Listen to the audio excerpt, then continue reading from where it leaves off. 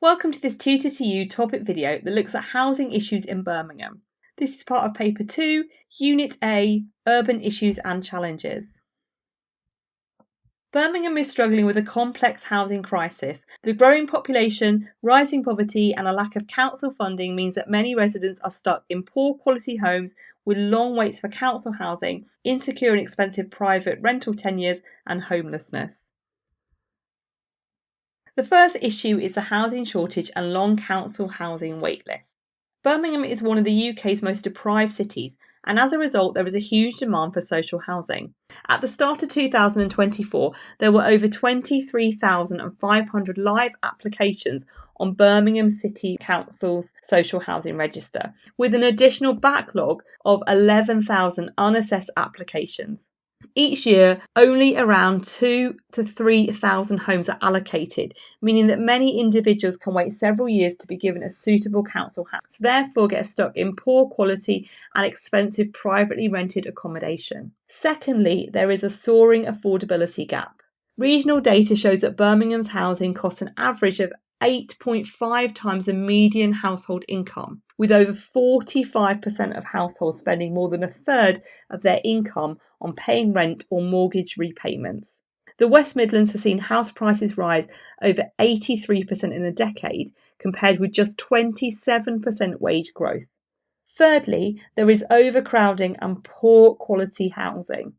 Around 30% of council-owned homes fail to meet the UK's decent home standard.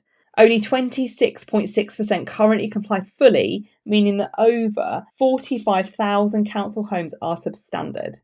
These homes are in poor repair with damp, mould or structural issues, which has a significant impact on health and well-being of tenants. Largely, the city has huge issues with homelessness and temporary accommodation. More than 5,000 households in Birmingham currently live in temporary accommodation.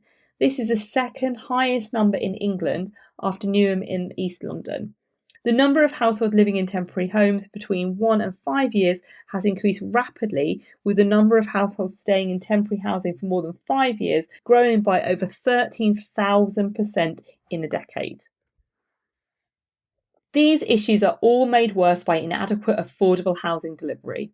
Birmingham City Council regularly fails to reach targets for affordable housing on new developments and has recently announced that it plans to reduce these targets from a goal of 35% to 20 to 25% on new housing projects on brownfield land.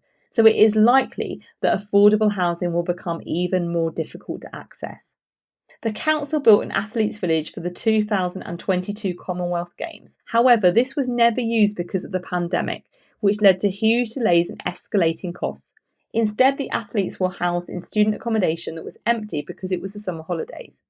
The development was completed a year after the Games had taken place, and at the moment this is mostly unsold or vacant, and more than 700 homes have been sold at a loss, time with when local authority finances are really struggling. So many people across the city centre are living in temporary accommodation. In addition, gentrification in Birmingham has become more of an issue in recent years, particularly in areas undergoing large-scale regeneration such as Digbeth and the Jewellery Quarter. While these developments have attracted investment, creative industries and new residential spaces, they have also led to rising property prices and rental costs, pushing out long-standing lower-income residents and small businesses. In areas like Digbeth, once known for its vibrant working class and artistic communities, many locals now feel alienated by the new urban identity shaped by luxury apartments, boutique shops and high-end bars and restaurants, and many have been displaced as they can no longer afford to live in the neighbourhood. The Q building in central Birmingham, which you can see on the screen, is a good example of luxury mixed-use development that has been geared toward affluent young professionals rather than the thousands of local low-income families across the city that need investment into a suitable and affordable accommodation for them. We're going to finish off the video by having a look at the causes and impacts of Birmingham's housing issues. There are many causes such as the right to buy scheme that meant thousands of council homes were sold off in the 1980s and 1990s. This, along with budget cuts and a lack of reinvestment, have massively reduced council housing stock over the decades.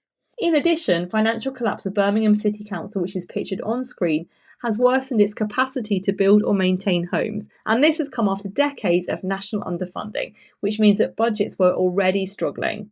Furthermore, rising private rental costs, insecure tenancies and low wages push more residents into housing insecurity or homelessness. There are several consequences of this. Long waiting times and unsuitable housing worsen health outcomes, especially for children and vulnerable people such as the elderly or those with disabilities or chronic conditions.